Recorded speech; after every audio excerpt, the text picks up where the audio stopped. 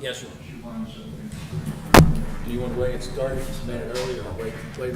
I've got 4 o'clock. You got 4 o'clock? You ready, Ryder? We're good. If we start now, it'll be over too soon. All right, I'd like to call to order our August 13th Town Council meeting. I need a motion to adopt the agenda. Motion? Second. Second, we went together. Any discussion? All in favor, say aye. Aye. Opposed, same sign. All right. Cyclone? Yes, sir.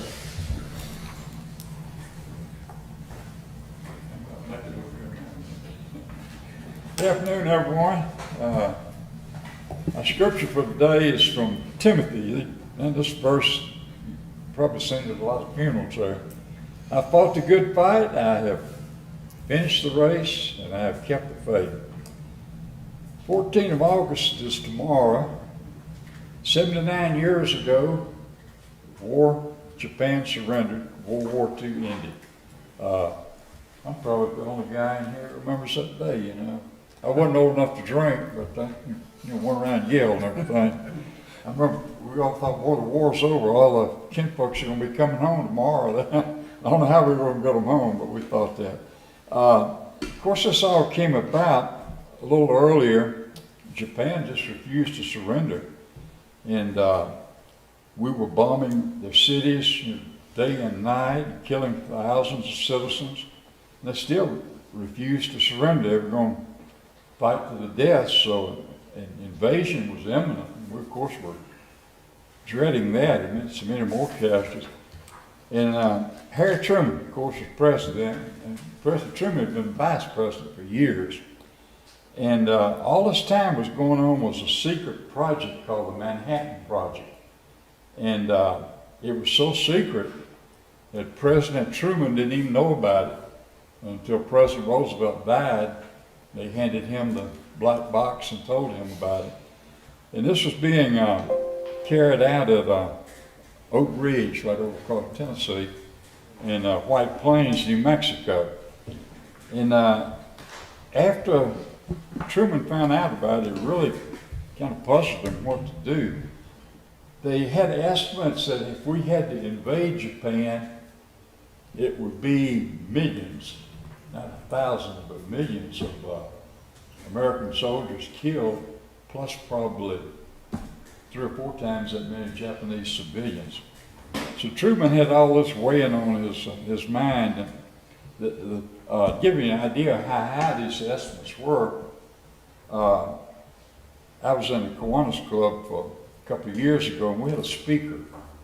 It was a man from, he was a pretty high-ranking official in the government during World War II, and his title, he was in charge of graves registration, where you would, in charge of the identifying of the soldiers and body bags and all that. And he told us that the projections were so high for the death of American soldiers if they invaded Japan, that they had made body bags in advance. And he said they still, since they didn't have the invasion, they had body bags they were using, they planned to use there in Korea, in Vietnam, in Iraq, and Afghanistan, and they still had some they hadn't got to. So, I mean, that's quite a few wars. Thank God that never came about.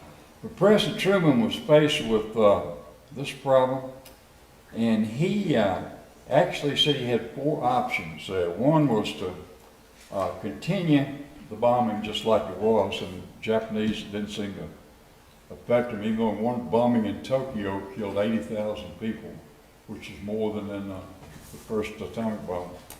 This was, he didn't want to continue that.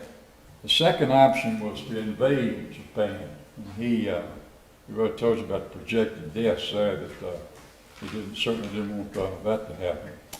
And the third one was that he would drop it on an uninhabited island. He would tell them he's going to do it and see what happens. And he said, well, nothing's impressed him so far there. And we only had 2 atomic bombs. It was a little big man and the fat boy. only America would name bombs that they were gonna drop on somebody, I guess.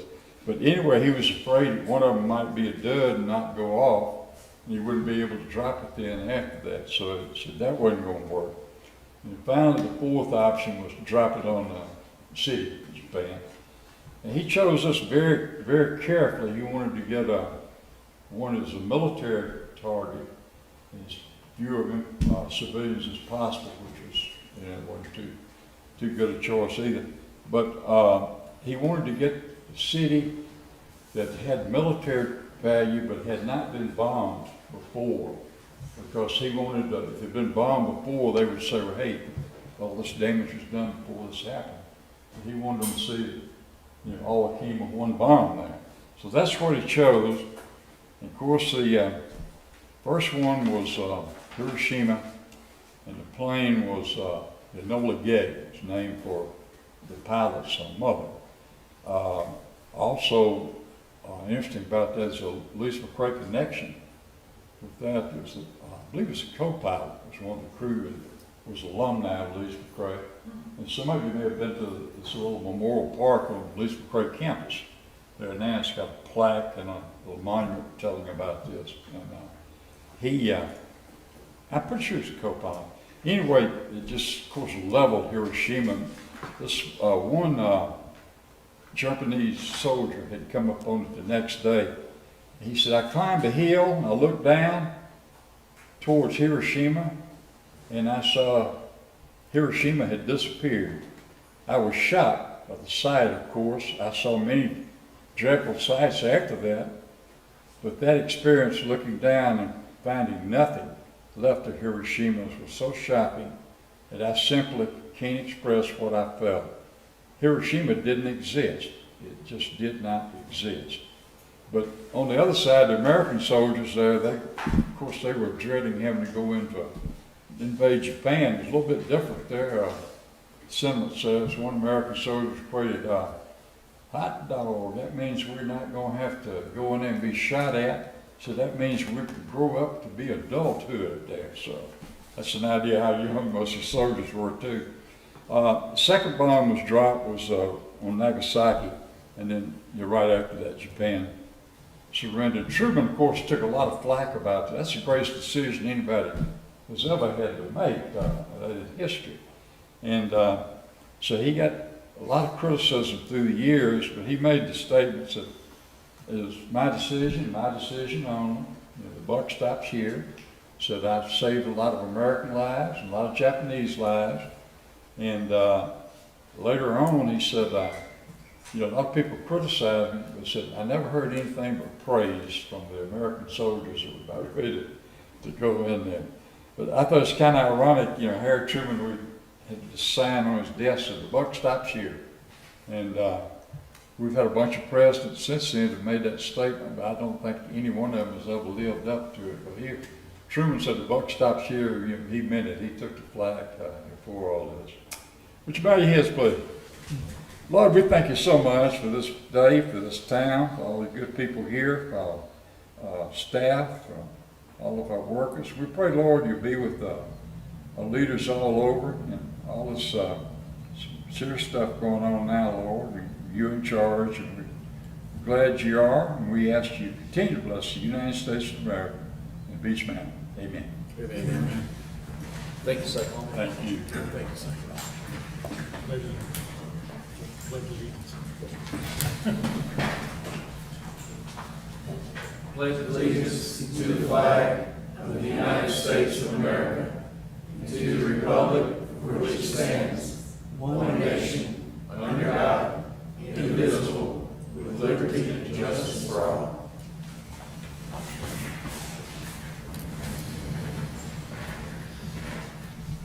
Chief, if you would take care of items 5.1 and 5.2. Yes, please. Mayor, Council, and Town of Beach Mountain, I'd like to introduce our newest Beach Mountain Police Officer, Eli Wright. If you just stand up and be recognized. Eli is a local resident.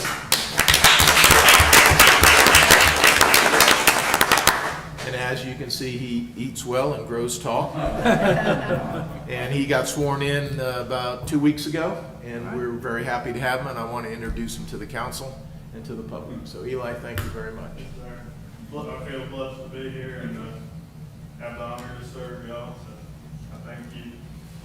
Thank you. Welcome. Welcome aboard. Thank you. Thank you. Mayor, let me shut this camera on. For whatever reason, the laptop went dead and I don't have power here.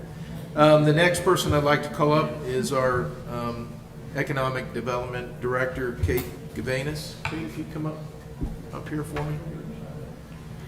So Mayor and Council, what I'd like to do is congratulate Kate on receiving her Economic Development Professional Certificate. And this is a course of study throughout multiple years through the UNC School of UNC College and then the NC School of Government. Kate's one of 31 people in the state of North Carolina that hold this certification. She's been with us for a little over 9 years, 10 years in December. You may remember she started out in our TDA, very successful there, and her expertise is in economic development, which I think we've already seen the fruits of her labor, but I think you're going to see more as we move forward. There's a lot of exciting things in the works. So she had multiple years courses of study, did a capstone project, and maybe you'd like to tell us a little bit about that because that was important to us. And I just like to say we're lucky to have Kate here in the town of Beech Mountain working for us on economic development, and I think you'll see good, you've already seen good things, but good things are on the horizon. So Kate, congratulations.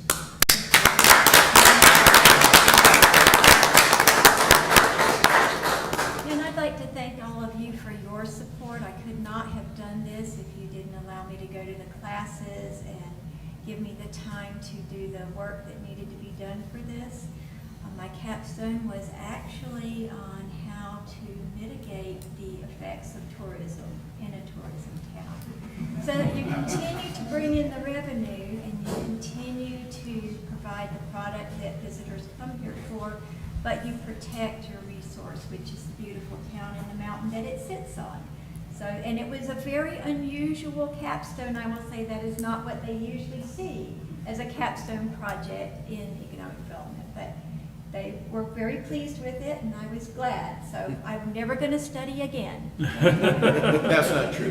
Kate, thank you and congratulations. Thank you, Kate. Thank you. I do want the council to know that not only does Kate handle our economic development, but our special projects, she's been the face of the town. Ski Loft is a major undertaking that we have in the town, and Kate's been the person who has interfaced with those residents up there, with the public. We recently took on the Skiway Circle project. We had a neighborhood meeting and Kate hosted that and put that together. So she's not only doing our economic development, but she's also interfacing with the public to make sure they're informed in their neighborhood of what's going on. So Kate, we appreciate everything you do for us. Thank you, Kate. Thank you. All right, item 6, public comment. This is a time for the public to address their elected officials on issues not on the agenda. The town council is interested in hearing your concerns. However, speakers should not expect council action or deliberation on items brought forth during the public comment period. So we have one person that'd like to speak to the council. Ms. Harrison, you come up and introduce yourself and your address, please. Hello, thank you. My name is Taja Harrison. I appreciate the opportunity to talk to y'all. I came to the meeting last month and I found out that if you want to send information out to the residents, you send it in the water bill. But for those of us like myself, it gets paid automatically and I didn't ever look at my water bill. I never knew that. So you might want to send an actual letter out to all the residents and let them know to check the water bill, because that's where anything they need to know about would be posted. Another thing I wanted to bring up is the paid parking area, which is near the dog park. I've heard a lot of residents complain that they have to pay to park there, and I thought of a solution because we already have those things to hang on our mirrors to go take our garbage, and maybe allow residents to park there, just hang their little garbage thing, that plastic thing up on their mirror in their car, and that way there's no additional tags or something that would be needed, and then residents can park to walk their dog around or take them to the park if there's no parking there. That was another thing I wanted to mention. A third thing, I wanted to talk about growth, because coming from Sarasota, Florida, which just got major flooding from new growth, and the water just went down and covered up people who'd been living in areas for years. We never had a flood there before. It got majorly flooded. People lost everything. And, you know, I saw the growth happening growing up in Florida, but I never spoke up about it. So I thought, now, living on Beach Mountain, I see growth happening, and I think I better speak up about it, because I don't know if we have a maximum number of houses that we allow per year to be built up here, but I think we really have to give that serious consideration, because we all came up here for the nature, for the quiet, because it's a safe community.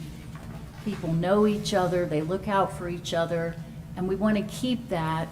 And if we allow growth to happen indiscriminately, we'll lose all of that. And once we lose it, we can't get it back, of course. So loss of the beautiful nature that we have here, it's so precious. This area is one of the most diverse in the world as far as the plant growth. I mean, you can walk around and see how incredible it is. And every house that's built, and they clear cut, that's what they did in Florida. They would just clear cut with no consideration taken for the nature and the environment. We lost bees, we lost birds, we lost our animals. Now we have flooding. It's a big problem. So I'm just being the voice of concern, so we take care of our beautiful place here. I have one more thing. I have an idea for the recycle center, how we can save money there, and just a slight redesign. And I don't know if this is the place to bring that up, but someone can tell me if there's someone. Is this where I should? Okay. So I had a thought that we have employees there every day of the week except 2 days, but here's a way that we could have our trash dropped off without having to have a person there. If there was a chute for the garbage to go down, and we could keep wildlife out of it if we had a combination at the top of the chute, and the residents all knew the combination, punch that in, the chute opens, drop our garbage down. Could have a similar situation for all of our recyclables, for the glass, for the plastic, have a separate individual chute, keeps the animals out, goes into enclosed place, and then we don't need to pay people working there so many hours. And then things that are recyclable for the community need a place to be set out, so they don't end up in those bins and crushed, and nice things that certainly people could use. So that's my 2 cents worth. Thank you. Thank you for the opportunity. Thank you. Okay. Consent agenda. And again, any item can come off of this if you guys want to pull it off for a discussion, but I need a motion to adopt the consent agenda. Motion to approve. Second. Any discussion? All in favor, say aye. Aye. Opposed, same sign. Consent agenda passes. New business, resolution 2024-13. I need a motion to open this. Motion. A second? Second. All right. Chief, will you go over this Yes. resolution, please? Sure. Mayor and Council, this is a resolution dedicating private roads in the Cresta Beach neighborhood to the town of Beach Mountain, making them public. And this came about through a number of years, actually. It's been worked on for a while. Cresta Beach, everybody know about where that is. The roads were deteriorating. They weren't maintained to town standards. The homeowners there had a substantial cost factor in keeping their roads maintained. When I became town manager, we had a difficult issue there because those residents were paying sanitation fees and weren't receiving sanitation pickup. And so I directed the Public Works Department to put those on the route and begin picking up the trash that those residents were paying for. And they put in bins, and we did the twice-a-week pickup. In addition, mostly for public safety, the roads weren't necessarily plowed well during the winter. So I directed that the town plow the roads so that we could get ambulances and fire trucks and twice a week garbage pickup in there. So I kind of put myself in a little pickle because we were maintaining some sort of private road to provide service, yet it wasn't up to town standards, and there was some issues there. So the homeowners association and the town got together. Their desire is to relinquish control of these private roads, make them public. They were required to bring the roads up to town standards. They spent over $100,000 bringing the roads up. Public Works went out and inspected the roads, took the town engineer out there, drainage, culverts, grading, width, all those type of things. And so over that period of a few years, they have now improved their roads to town standards. This would be very similar if it was a new development that put in private roads and then at the end wanted to dedicate those to the town. We used the same process. This is just an older development, but we're in the same position. So it's now before you. Staff would like you to approve this, this dedication. We would like to make these public roads. They had some gate structures that the gates had been removed, but the posts remain. Those were removed. The roads were widened. But this is a benefit not only to the homeowners there, but to the town.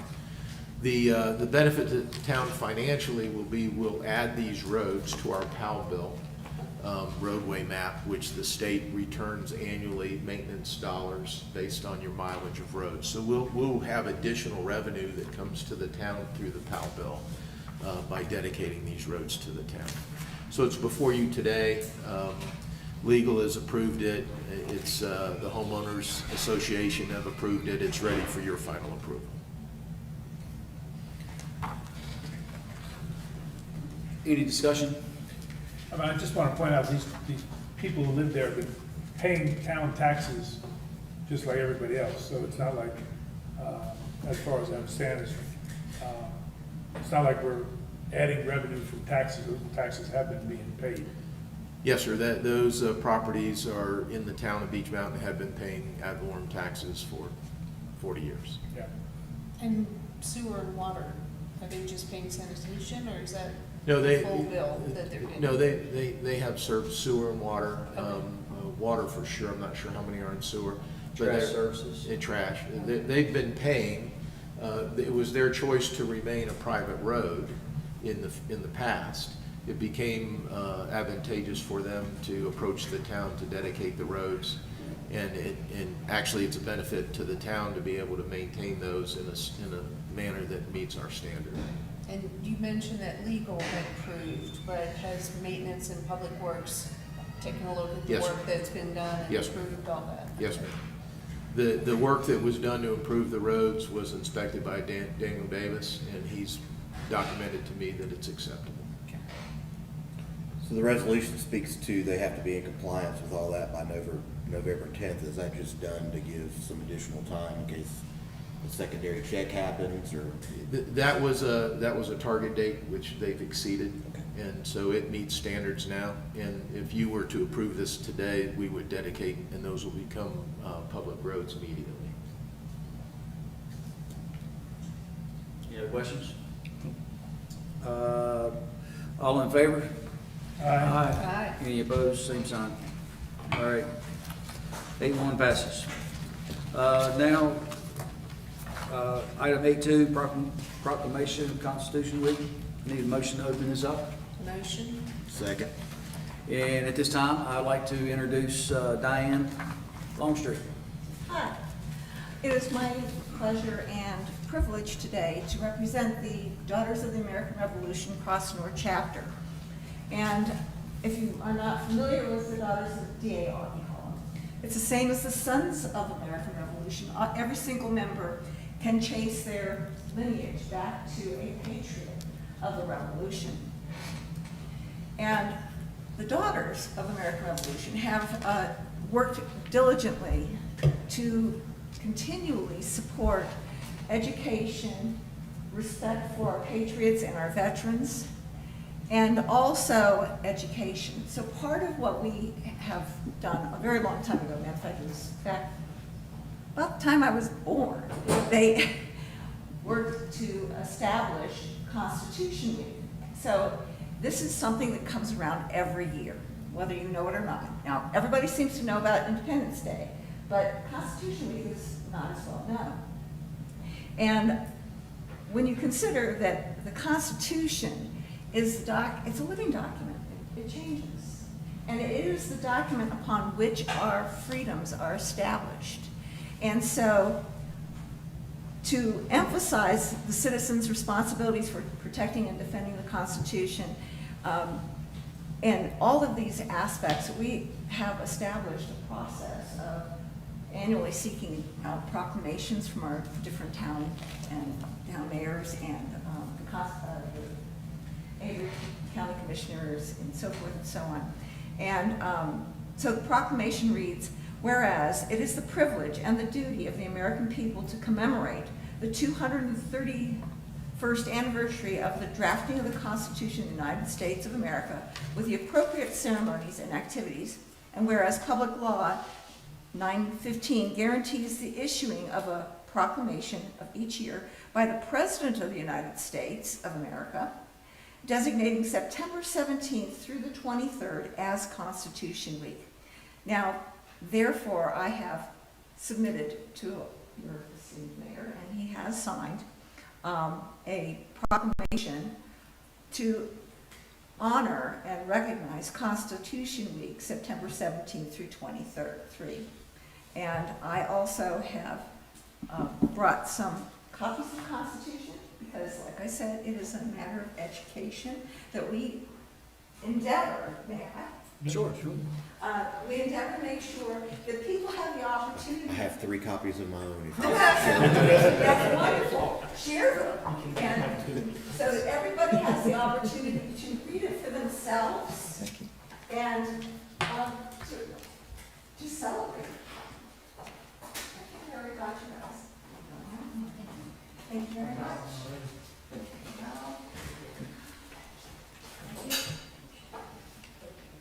Four, you've never seen this, have you? I was saying that earlier, you can never have too many copies of this. And if there's any questions about the DAR or Constitution Week, I'm welcome to. Otherwise, thank you so much for your support. Thank you for your interest in coming to Beach Mountain and sharing this with us today. Have a great day. Thank you. Thank you.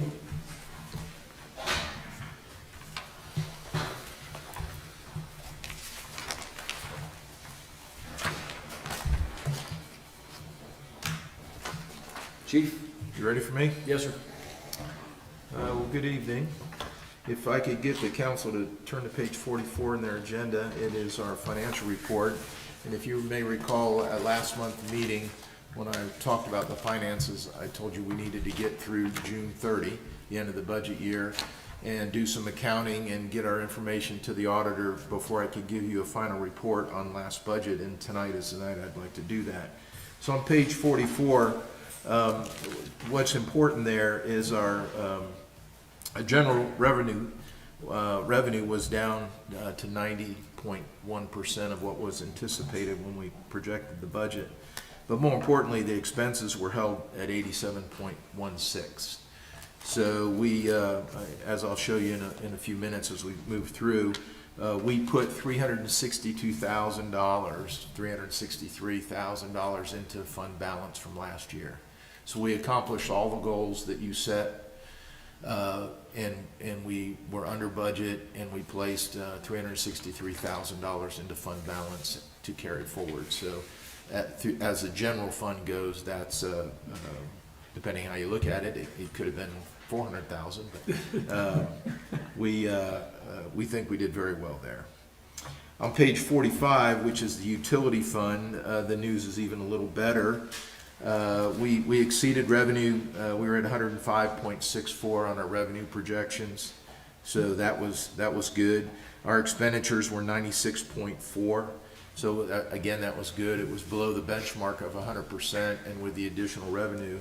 What's to note is we put in $362,000 in the fund balance carrying forward into next year on the utility fund. So both of those funds, in my opinion, extremely healthy. You did an excellent job for the town making all the improvements that we said we would do in last year's budget. Came in under budget, a little bit less revenue on the general fund, but banked substantial money into fund balance moving forward. So if you go to page 46, which is the sanitation fund, and we've discussed this at length, not as good a picture, obviously. We finished the year in the red. You were aware of that during the budget process. You made changes in the current budget that we're at to alleviate this deficit, but the final numbers are such. Our revenue is down 85 to 85.97%. As you know, you approved a rate increase, a modest rate increase. You reduced expenditures by closing the convenience center an additional day, and we expect that to bring us in within budget as we move forward in this year. That put us below our expectations by 8.4%, and that equals $79,000 in the red as we finish the year. Those dollars, those $79,000 came out of the fund balance in the sanitation fund, and we have every expectation that will resolve with the changes you made in the budget process. On page 47 summarizes the three, and if you look all the way to the right, the blue boxes on year to date, you'll see the $362,000 transferred to fund balance, revenues over expenditures for the general fund, the $361,000 on the utility to fund balance, and then you'll see the $79,000 deficit on the sanitation fund. So I wanted to pause a minute there to see if you had any questions on end of year finances for last budget. Without going into this too deep, why was our revenue down? Revenue, well, we projected it to be higher than it was. I'm not really sure. The bulk of it was that our assessed valuation changed. There was a substantial number of property owners, particularly in Watauga, that were successful at their Board of Adjustment. And so they were able to reduce their assessed value at the county level. We don't get those numbers until late in the year. So when we projected revenues, we were using a higher property value revenue ad valorem base, and it came in a little bit lower. So that is probably the bigger piece of what occurred. We had some other, if you were to delve into last year's budget, we had some other revenue projections that fell short. Sales tax, on the other hand, was above what we projected, but some of our interest in sales were below. I mean, the reason I ask is we didn't take any of that into account in this year's budget. We did. We knew those numbers, or? No, we didn't know the numbers, but we knew where we had landed as we got the new scroll in January. Right. So we knew there was a reduction in our ad valorem base. We knew that in January. So when we entered into this budget process, Steve and I were a little bit more conservative on the revenue. Thank you. So I just want to mention, how we gauge I want to congratulate Chief Pudney and his staff for where these numbers landed. For year end, our revenue came in at 101.66. And then our expenditures were about 1.5% of budget. So hats off to you and your staff, Chief. Well, they do all the work. I just report it to you. They, literally, they monitor, the department heads monitor the budget constantly. And Steve Smith, I can't give him enough credit. Every Monday morning we have a staff meeting, and the first thing he talks about is the budget and where we are. And that's every week. It's not something that we wait for a monthly report. So staff does a fantastic job. And then on the sanitation, I want to compliment council on this because we recognize that we were running a deficit. We bounced around quite a few ideas of what we could do to make this break even or even try to have a little bit more revenue. And closing it one day a week, or now 2 days a week, is going to be beneficial to the taxpayers. So hats off to our council as well. It wasn't an easy decision, but it was something that needed to be made. All right, no other questions on finances. I'll move on to some other reports. Believe it or not, we have earthquakes in Beech Mountain. There was an earthquake, now I think it was 3 or 4 days ago. It actually was in eastern Tennessee. And when we have earthquakes in eastern Tennessee, within a day, 24 hours, we experience multiple water main breaks. So we began, in one day, we had 3 major water main breaks, and they went out to fix those, a major impact to the users. And we correlated it to an earthquake that was reported in Sevierville, Tennessee. So I have no other explanation why the pipes bust all in one day, but we had substantial water main breaks a few days ago, 24 hours after this earthquake. The reason I report that to you is we have 2 water tanks where our supply is stored that are under repair. We have the Pinnacle tank and a Parkway tank that are having the insides treated and recoated, and so they're empty and they're out of service. Planned maintenance, budgeted maintenance. And then we have an earthquake that breaks 4 water mains in one day, and we had a severe system loss. Daniel tells me we're back up. The tanks are still under repair, but our system is up and running, and the water mains were broken. It does impact our customers, obviously. 2 of these, 2 days in a row, impacted the club, Beech Mountain Club, and they weren't able to operate their kitchen as they wanted to, and that's a major impact to them. So you should know about that. Projects, a lot of projects going. Let's talk about Ski Loft. It's on schedule. The contractor accomplished the first milestone and beat it by 15 days. So arguably he was 15 days ahead of schedule on that Ski Loft project. So what that means is all water and sewer mains have been installed and tested and are operational. Mountain Electric is complete with their electrical rehab. The cable and telephone companies are following behind them. Concrete curb and gutter is going in this week. It's about a 2 or 3 week process, and we're putting gravel down on the roads and building the gravel base. So I have every expectation we'll make the September 30th date. I can't say enough about Eggers and M&M Construction. They're working in the rain. They're working in bad weather. They know how important this is to the town and to those residents up there. So that project's moving well. Our utility project that we refer to as Buckeye Bridge, because that's the name of the contractor, and it's in multiple places in the town, so we really don't have a good name for it. But they did behind here on Meadowview Circle, completed that. Now they're down on Greenbrier, much bigger piece of the project, and they're putting in water and sewer. They'll be doing new water services to the homes. That's going well and on schedule. I mentioned that we held a neighborhood meeting for the Skiway Circle homeowners. That project is going to move there in about a year. And we had probably about 30 people attend that meeting, had a lot of good questions. Hopefully we got their answers to them.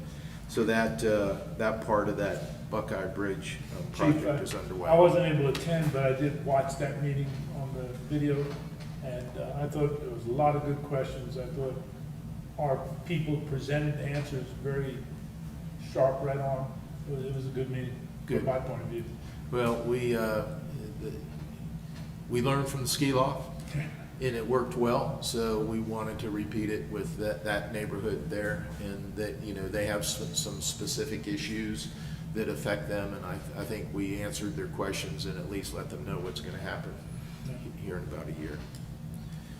Lake Coffee, we're working with the resort, with Ryan Cosson to keep him informed on what's happening.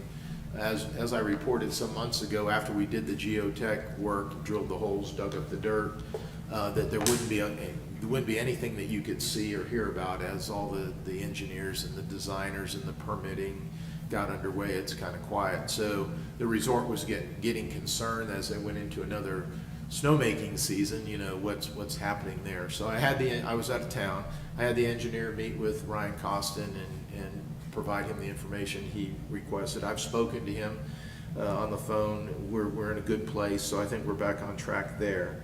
Where we are in the project, when we finished the geotech work, the soils beneath Lake Coffee, Lake Santis, and the existing dam are not suitable for a 50-foot high dam that holds a reservoir of 30 million gallons. So we're going to have to haul it out, haul in suitable soils, and line the reservoir. The discussion now between the experts is what type of lining and what can we afford. So there's everything from like a pool liner, which doesn't seem to be very practical because we'll need to dredge over the years, replace, you know, and if you've got a pool liner, how do you do that? To a clay liner where we bring in clay so many feet thick, it's packed in at the bottom, and that becomes the liner. So right now it's in the geotech engineer and the dam engineer's hands, and they're producing that recommendation with costs, and I'll bring that back to you when we have that, because there'll be some decisions to make as we move forward. What type of liner do you want, and how much will it cost? The good news is the wetland and stream delineations have been completed, including the force main from Lake Coffee that will go down to the water plant. So we're in the process, and Kate is helping us with that, getting those easements through the private property that we'll need to run that water main down there. So we've got we have the track, we know where it's going, how big it is, and we're in the process of getting those easements. As important, we've met with the Army Corps of Engineers on site, and we've met with the North Carolina fish people for wildlife. They're really interested in trout, certain kinds of trout, and where certain kinds of trout don't go. Had a great on-site meeting. They seem to be enthused with the project. What we're planning to do to help the environment and help the fish population not go upstream, and the recreation piece that we're putting in place. So that should move us ahead in our permitting process, because they've actually got boots on the ground. They walked around, they saw what we're talking about. They gave us some suggestions, all of which were very reasonable, we'll put into the project. So I think that was a very good meeting. I think we're going to have a good outcome with the Army Corps and the fish people. And last but not least, we're interacting with the FEMA folks through the State Department of Public Safety. As you know, we got phase 1 funding, and phase 2 funding is contingent upon us getting a good design and having a good cost-benefit analysis. That's progressing well. We're providing reports, we're providing analysis, and we're targeting that phase 2, which is the bigger portion of that $15 million. Any updates with Haggerty Group? No, we really haven't engaged them again because they were successful, and we really haven't identified another funding, a project that needs funding yet where we'll engage them. So their portion of the work was very successful. The Town Hall Visitor Center, I hear backup horn out there. So I wrote here that we're moving quickly now. That's an understatement. Hope to have it substantially completed by September. It's just dragging on. It's a terrible project. Coordination is a disaster. I meet, once a week with the contractors and excuse after excuse after excuse. So they're here working. We're getting a lot of work done. They're having to redo it. Almost everything they do has to be redone. It's terrible. But I apologize to the public, to my staff, to you for all the inconvenience. I've had people doubled up in offices for a while. We have no HVAC for 6 months. The power goes off. The dust is unbelievable. But we're going to make it through, and we'll get it done. And it will be a nice facility when we're done. On the Beach Mountain Parkway, predominantly roadsides, Public Works is digging out the unsuitable material. We're putting in topsoil, seeding it, strawing, making sure that we can get those roadsides improved before winter sets in and all the grass dies. But So Chief, I'll tell you, the cocktail party at Scuttlebutt is we're putting in sidewalks. no, we're not. I know we are, I know we're not. But I've asked that year after year. No, we're not. We don't have the right of way to do that. But we are trying to make it green, and we've struggled with that. And between the material that's there, I believe the salt has something to do with it. The decision was made to excavate the bad material, which is mostly gravel and chat and things like that, and put in some topsoil, seed it, and improve it that way. Shane Park. Last meeting you approved Class B campers at Shane Park. We're in the process of updating the rules board that goes there. And right now the outdoor crew is building the floating dock for the kayaks and canoes. When they're done, they'll go stripe the parking lot, and then we'll begin advertising that. I asked how it was going out there. We had 61 campers in the month of July, which is a record for the town. It shows that the park and camping at the park is really moving along. And when we've been allowing Class B campers since you made the decision, we just haven't advertised it. So we will, once we get all the striping done and the permitting process, we want to make sure the rules are clearly articulated so that we don't have an enforcement problem. Good news on the police department. They passed their state communications inspection, even with all the construction work. You should have been here yesterday. Chief Barnett in his shorts. Now picture this. He's in shorts and a t-shirt and a mop bucket. And he's mopping back there. I gave him kudos for that. Where are the pictures? No pictures. We don't allow pictures while we're doing that.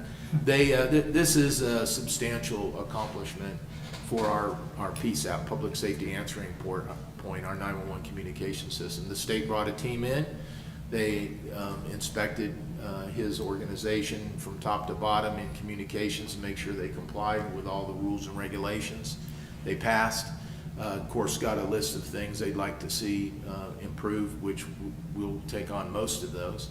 But that's a good thing for our communications department. And that's through the state 911 board. Yes, sir. And there's also a funding stream that comes into us from 911 surcharges. Well, if you don't pass, you don't get the funding.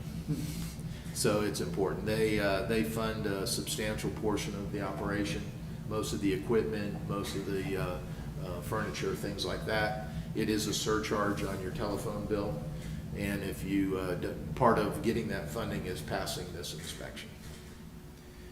Last but not least, the 4th Farmers Market is scheduled for September 6th. I think Sandy Carr put something on the dais for you. The theme is Be Happy, with a honeybee education station and products. I will say this, this year's farmers markets have been wholly successful. We've been packed. Petting zoos, ice cream. They do have some farmer stuff there, but there's been more and more people, and I think she's doing a great job, and it's really good for the town. So if you get a chance, come on out on the 6th. It's the first Friday of the month. over at the parking lot and enjoy the event. That's all I've got. All right. Council comments? Alan? I'd just like to, again, thank you and your staff for maintaining the budget and keeping us in line, and that allows us to do other things when we stay in budget. So thank you again for that, and their continued efforts to keep the town looking great. I think it does. It looks really good this year, and people have been commenting on that. Good, I'll pass it along. Thank you. Sir? Well, I was at the farmer's market last couple weeks ago, and there was a great challenge going on in cornhole between the police department and the fire department. And fire department did prevail. And I thought, wait a second, this would be a great thing for the town council to do. The town council ought to challenge the winners. But then I realized we have 3 firemen on the town council. And I was like, how are we gonna make this work? So I would like to challenge the fire department at the next Green Market to a cornhole challenge, and I would hope that the support of the rest of the council would be there to carry on this and see if we can get some goodwill from before the council. We'll accept your challenge. Now you're on your police, now you got your fireman's hat on, huh? Yeah, we'll accept that challenge, and you know, don't bring a partner that isn't on the town council. No ringers. No, it's gonna be the 5 of us. Okay. And count, oh, look at. Wait. I could be the anchor. Did you saw our team? I did, and that's They're why I feel unbelievable. very confident. No, come on. The police had their best, and we beat them. Yeah, but the police are in full uniform, they got their gun hitting their hand every time they go to throw. It's a strategy. Yeah, exactly. But anyway, it was a great event, I can. and that's, I think it'd be entertaining. yeah. So the challenge is. Be there on the 6th, 4 o'clock. 4 o'clock, we'll be there. All right. Good deal. Council? Amber? Yeah. I mean, so that's Art and Kelly versus. That could be scary. Yeah, it could be. I too want to say congratulations on a successful budget. I know the budget's not complete till the audit's back, right? So, but I wouldn't foresee any problems there. Just want to let everybody know I won't be here at the next council meeting. I have a scheduled vacation, so I'll be at the coast, the other beach, and that's all I have. Vice Mayor? Back on the budget, I think in the very beginning when we had our budget retreats, one of the most famous comments that came out was trusting department heads to make the right decisions. And y'all did it, so that's perfect. The Kite Festival is coming up the end of this month and is in desperate need of volunteers, in case anybody wants to volunteer for that. Beach Mountain Historical Society calendars are out, so they're over at the society. It's a great way to donate to the society, and it's all local photographers on the calendars, and the pictures are amazing. And then finally, we just opened up our mountain medicine exhibit at the museum, so it's always changing, and you should just stop by and say hello and buy a calendar. That's it for me. All right, there's been a lot of controversy with the trash passes, that when they get mailed, the recipients don't receive them. And, I encourage our residents to pick up the passes at town hall, rather than taking a risk of I know that gets lost in the mail, but the way to eliminate that is to have residents pick up the passes at town hall. The other thing is Beach Mountain Parkway from Eagles Nest to city limits is in the process of being paved. And I'd like to see council take a look at paving the rest of Beach Mountain Parkway and having the TDA involved in this. You know, the nicer that road is, it's just going to promote more tourism from the folks that are coming in from Eagles Nest to use our restaurants and the ski slope and the other amenities we have on Beach Mountain. So I don't know how, Chief, how you want to go about that, if maybe you can meet with TDA and just start the dialogue and some discussion and see what we can do. I think you've already got a cost on the road, correct? I do. Oh, So- okay, that's my next question. So, anyhow, I think we need to take a look at that. I think it'll be beneficial to the town.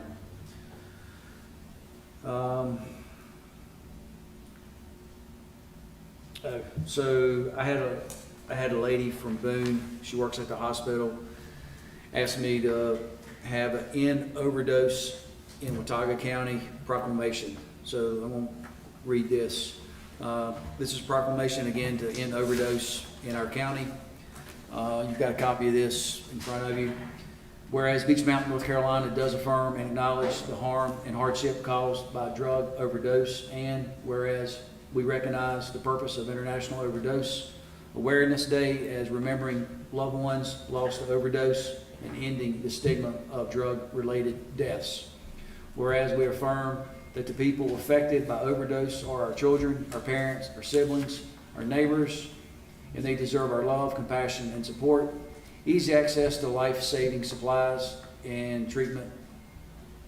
Therefore, I hereby proclaim the month of August 2024 as End Overdose in Watauga Day in Beach Mountain, North Carolina, and encourage all residents to consider being trained in the use of life-saving overdose reversal medication and having it available to use, to seek education and resources for support to people with substance use disorders and the people who love them, and to educate and support of people who grieve those lost to overdose deaths.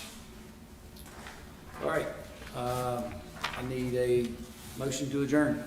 Motion? Second. Thank you. Appreciate everyone coming today. Thank you so much.